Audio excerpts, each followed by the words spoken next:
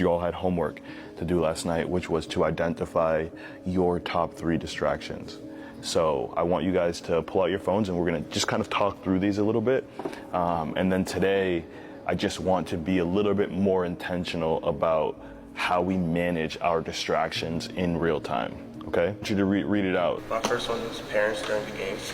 It's usually their distraction because sometimes during games, if I mess up or make a bad play, I would like look at my dad to try to see what he's doing, how is he reacting, and to like the way I'm playing. Did anybody relate to anything that he just said? And I'd be worrying about like what my parents are feeling and like what they're gonna say after the game. What about you, Brady? Same thing, the exact same thing. Okay.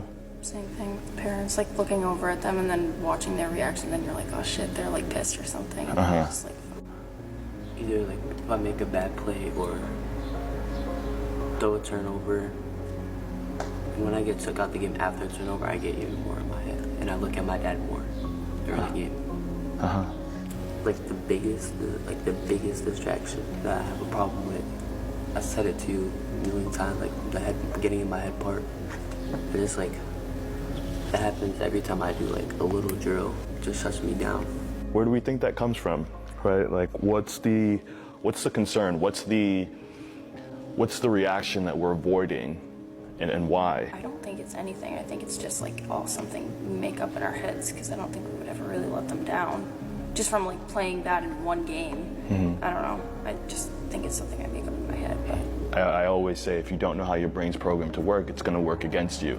And all of the things that we're describing, it's evidence of our brain working against us because we're constantly trying to resist these experiences that you all describe as distractions. Our brains are programmed to do 2 things and 2 things only: to avoid suffering and discomfort at all cost. I want you to think of your brain as like a bodyguard to your emotional being. And if your brain is going to be an effective bodyguard, it has to actively get ahead of what's safe and what's not. Every room you go into, since you've been this big, your brain is constantly scanning. The problem is when you're young, like you have no sense of real perspective on reality.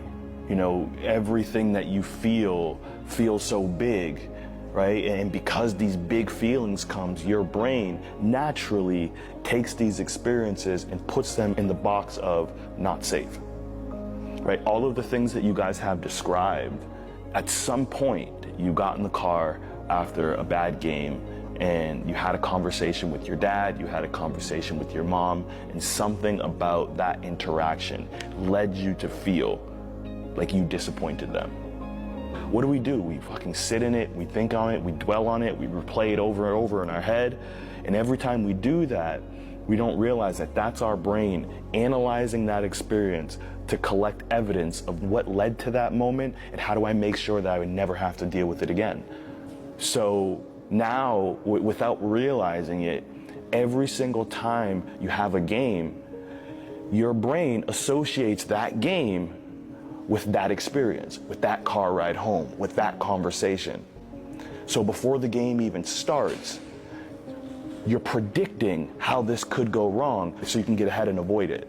My question to you is, how would you handle these distractions if you were focusing on being brave in those moments rather than avoiding them?